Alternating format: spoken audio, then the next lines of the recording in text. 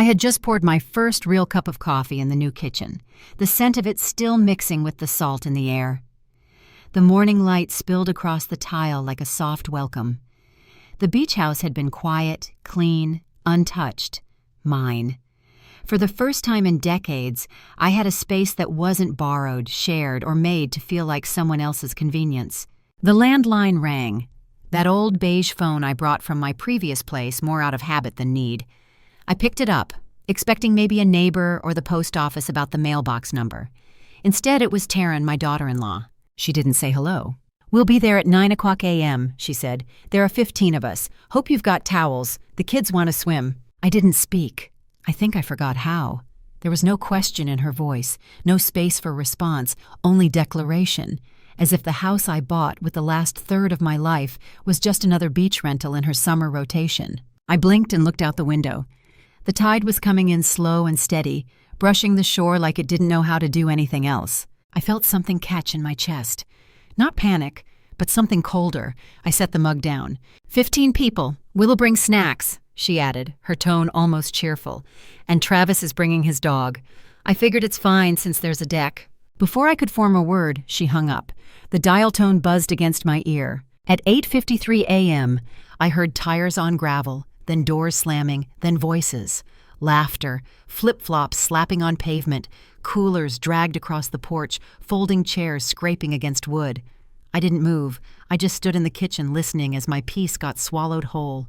From the front window, I saw Taryn step out of the lead car in sunglasses and a sundress, clipboard in hand, like she was running a summer camp. And that's when I knew. This wasn't a visit. This was an invasion. This house wasn't a handout. It wasn't passed down. No one signed it over out of pity or legacy.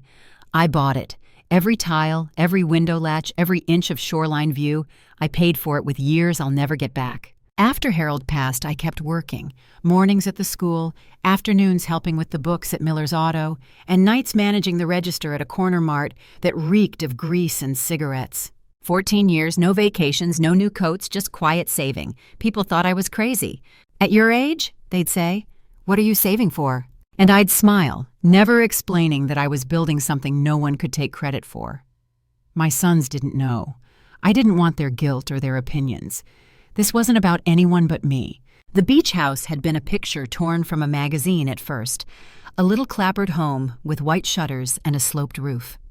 I taped it to the inside of my pantry door. Every time I reached for rice or canned beans, I saw it. It kept me going when my body ached and my bank account looked impossible. And finally, 2 months ago, I had it. A foreclosure with good bones, just 5 blocks from the shore. I painted the shutters white myself. I scrubbed the floors with vinegar and hope. When the last moving box was unpacked, I stood in the doorway and whispered, "Mine." Not out of pride, out of survival. So when Taryn walked through that door with her clipboard and her flip-flops, I didn't see family. I saw an eraser. Like all my years of scraping and sacrificing were just background noise to her weekend plans. She moved through this house with ease, assigning rooms to people I'd never met. Her voice bounced off the walls like she had paid the mortgage. My son stood behind her, carrying bags like an unpaid bellhop, avoiding my eyes. I opened the hallway closet, pulled out my overnight bag, and placed it by the front door. If they wanted the house, they could have the space, but they wouldn't get me with it. It started small, they always do. The slow slipping away of respect, of space, of recognition, not through shouting or slamming doors, but through absence. Absence of thanks, absence of effort, absence of care. One Thanksgiving, I brought my cornbread stuffing, my signature dish. I'd been making it for 30 years, toasted cornbread, brown sausage, a touch of honey and sage. At our old table, it was always the first to go. That year, it sat untouched. Tehran had filled the spread with things like quinoa salad, roasted cauliflower, some modern cranberry chutney. She never told me not to bring anything. She just curated a table where mine didn't belong. At the end of the night, I scraped the untouched stuffing into a container and took it home. Matthew didn't notice. My birthday passed that winter without a call. Again. I didn't remind them. I'd stopped doing that a few years back. Once I had hinted, just a gentle, "It's next Thursday, you know." Matthew had smiled. "Oh, that's right." But nothing came. Not a card, not a message. I told myself I didn't mind. But I did. I just kept quiet. Babysitting started as favors. "Just one night," Taryn would say. "We have a wedding," or "It's our anniversary." I always said yes, but somehow one night became two. They wouldn't return until noon the next day, and I'd already made pancakes, cleaned up spilled milk, and washed pajamas soaked with a bad dream. Once they forgot to pack enough diapers. I had to run to the store at 10 p.m. using my own money. They didn't ask how the night went. They didn't say thank you. Just picked up the kids and drove off. Tehran never raised her voice. That wasn't her way. She corrected through exclusion. She controlled through dismissal. "We don't do sweets. They don't really like bedtime stories anymore. No need to bring anything. We've got it covered." Always sweet, always polite, and always a door gently closing in my face. Matthew stayed silent, always. His silence spoke louder than her smiles ever could, so I adjusted. I brought paper plates instead of pies, gift cards instead of dolls. I stayed shorter, smiled smaller, until eventually I stopped showing up at all. And somehow even that went unnoticed. Tehran always underestimated me. I suppose that was part of her confidence, assuming the quiet ones are harmless. But silence isn't weakness, it's strategy. And I, Kristen, had learned to play the long game. 6 months ago, when I closed on the beach house, I drove straight to my lawyer's office. David Caro, a sharp, no-nonsense man who also happened to be Taryn's second cousin. The irony wasn't lost on me. I handed him the folder with the deed and asked him to draft a living trust. My only stipulation: include a clause. No occupancy, no guests, no extended stays without written permission from me. I wanted it legally binding. David raised an eyebrow. "Planning to rent it out?" "No," I said. "I'm planning to not be taken advantage of." He didn't ask further because he knew. He'd been the one Taryn called 2 years ago when she tried to convince a judge that I was no longer fit to manage my own finances, said I was showing signs of decline, that I forgot conversations, confused dates. It was a tidy little file of manipulated half-truths. David shut it down before it ever made it to court. I never confronted her. I just filed the memory away like all the others. So when she marched into my beach house that morning, barking orders and assigning bedrooms, I didn't argue. I didn't raise my voice. I let her keep talking. And when she turned her back, I stepped into my bedroom, shut the door, and dialed David's number. "She's here," I said, 15 of them. "Do you want me to send the paperwork?" "No," I said steady. "I already printed the contract." He chuckled. "You always were more prepared than people think." I slipped the agreement into a manila folder, sealed it, and placed it on the kitchen counter. Bold letters across the top, short-term occupancy agreement. Inside, a check-in time, a $20,500 refundable deposit, and penalties for damaged pets and unregistered guests. If Tehran wanted to treat my house like a rental, I'd give her the full experience. And this time, I wouldn't be the one cleaning up. I didn't knock on doors. I didn't gather them around for a lecture. I simply printed the contract, slid it into a clear folder, and laid it flat on the kitchen counter beneath the vase of wildflowers I'd picked the day before. I didn't even remove the petals that had started to brown. Let them see what happens when things are left to sit too long. The terms were simple: $2,500 deposit, $500 fee for every extra guest not listed, $200 per noise complaint. Pets strictly prohibited. Maximum occupancy, 6. Duration, 3 nights. Anything longer required written extension. Violation of terms would result in removal and forfeiture of deposit. And at the bottom, in bold, sign before settling in. I left a pen next to the folder. No instructions, no follow-up, just silence and clear terms. While Taryn played tour guide for her incoming relatives, I rolled my overnight bag to the guest room. I folded 2 days' worth of clothes into a duffel, added my toothbrush, a paperback, and the house key. Then I called Opal. "You ready?" I asked. She didn't need details. "Car's already running." Opal was one of the few friends who knew the full story. She'd seen me come home from birthdays where I was barely spoken to, holidays where I brought meals and left with nothing but empty Tupperware. When I told her I was buying a house on the coast, she didn't ask if I was sure. She offered to help paint. She pulled into the driveway at exactly 10:10 a.m., just as someone opened the fridge without asking, and a toddler dropped wet sandals onto my hallway rug. I didn't say goodbye. I didn't explain. I walked through the house like a quiet breeze, brushing past loud laughter, unfamiliar voices, and the sound of someone dragging a suitcase across my hardwood floors. On my way out, I paused at the counter.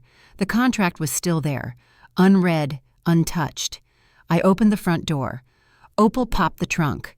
As I stepped outside, I heard Taryn's voice from the other room. "Wait, where's she going?" But by then I was already gone. I knew exactly how it would unfold. That's the thing about being invisible for so long. You learn to predict everything they expect from you. By noon, they were already unraveling. Tehran had always played the role of coordinator, but only when someone else did the legwork. I was the one who brought the backup towels, who set up the coffee station, who remembered which kid couldn't eat strawberries and which one wet the bed. Quiet roles, behind-the-scenes things, not flashy, not praised, but essential. Without me, the wheels came off quickly. They assumed I'd be in the kitchen, that the fridge would be stocked, that there'd be spare bedding, air mattresses, sunblock, Band-Aids. Instead, the dishwasher was still loaded with unpacked glassware, the pantry empty, but for a bag of rice and a tin of coffee grounds, and the guest bathroom, thanks to someone's toddler, was already out of order. Opal and I sat on this patio of a small rental just 20 minutes inland, drinking iced coffee from paper cups. She read a mystery novel. I watched the tide roll against the rocks. My phone stayed silent until 1:14 p.m. The first message was from Taryn's cousin Hannah. "Hey, is your MIL coming back? We didn't pack towels." Then silence. Then, "Wait, do we need to bring our own food?" Then from Travis, "The kids are hungry. What's the plan?" I imagined Taryn pacing, trying to keep her voice upbeat as she scrambled for answers. I pictured the moment she walked back into the kitchen, finally noticing the envelope on the counter, the contract, my absence, and the pen she never thought she'd need. At 2:03 p.m., her phone buzzed again. Not a text. A legal notification from Caro and Associates. Subject, unauthorized occupancy. Attachments, enclosed agreement violation terms. Notice of formal complaint. I had asked David to wait until the contract remained unsigned for 4 hours. He followed instructions to the minute. Tehran didn't respond to the group chat again. The thread went silent completely, because for the first time, they realized they weren't guests anymore. They were trespassers. 2 days passed before Matthew called. The screen lit up with his name, and for a moment, I debated letting it ring out. But I answered. I didn't say his name. I didn't ask how he was. I just waited. "I didn't know," he said quietly. "Taryn planned everything. I thought she'd talk to you." I let the silence stretch. He was expecting something. Maybe reassurance, maybe forgiveness, maybe for me to take the tension off his shoulders like I always did. But I didn't. I let the weight stay with him. He sighed. "She told me you were fine with it, that you'd be glad to have everyone." Still, I said nothing. "She didn't show me the contract," he added after a beat. "I only found out when the lawyer's email came through." My fingers traced the rim of my mug, the warmth long gone. I didn't mean for it to go this way." "I know," I finally said, my voice even. "You never do." He paused. I heard traffic in the background, the sound of a car door opening, then closing. "The kids miss you," he added. "They asked where you were." That part caught in my throat. Later that night, after Opal went to bed, I sat by the little fireplace and played the voicemail again. It was short. "Grandma, where are you? We brought our new floaties. I saved a spot for you on the porch swing." I pressed the phone to my chest. They noticed. For the first time in years, my absence had volume. It echoed in the cracks they used to fill with assumptions. I wasn't background anymore. I was a missing piece, and maybe that was enough for now. I didn't call back. I didn't explain. But the next morning, I ordered a small gift online, books and watercolor sets, and had them shipped to the kids with a note in my handwriting. For quiet afternoons. No message for Taryn, no reply to Matthew, just a whisper where I used to overstay. It arrived in a pale blue envelope tucked among the usual advertisements and hotel brochures the front desk collected each morning. The innkeeper, a woman named Dee, handed it to me with a small smile. "Looks like someone left you a thank you." I wasn't expecting anything. I hadn't told anyone I was here, hadn't posted photos, hadn't left a forwarding address. But when I opened the card, my hands stilled. It was from a family who had rented my beach house for a weekend the month before, when I had offered it up temporarily through a local listing board to cover some moving costs. I almost didn't remember accepting their booking.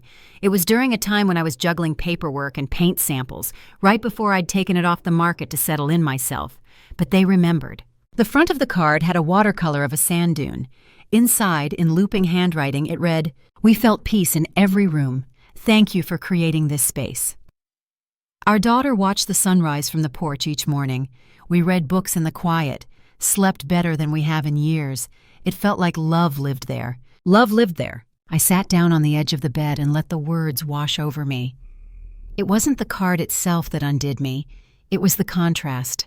Strangers, complete strangers, had seen what I'd built. They'd felt the care in the curtains I hemmed by hand. They'd noticed the comfort in the blankets I folded neatly into the basket by the door. They'd walked into my home and honored it. No assumptions, no demands, just appreciation. I cried, not because I was sad, but because the recognition had come from where I least expected it, and because it had never once come from the people I kept hoping would see it. I held the card against my chest for a long time. Then I folded it, tucked it into my journal, and stepped out onto the balcony. The sun was low in the sky, catching the edges of the water. That night, I slept with the door cracked open. The message came late in the evening, long after the card from strangers had been tucked away. Taryn's name lit up my phone, followed by paragraph after paragraph of words that sounded polished but hollow. "We don't know what we did wrong. The kids are hurt. Everyone's confused. Please explain so we can move forward." There was no acknowledgement, no ownership, just an invitation for me to smooth the ground again, as if it were my duty. For years I had filled in those blanks, interpreting, excusing, forgiving, but that night I let her words sit unanswered. Instead, I typed a single message to Matthew. "You're always welcome here, but not with assumptions, not with silence. I won't disappear to keep the peace." It wasn't angry. It wasn't bitter.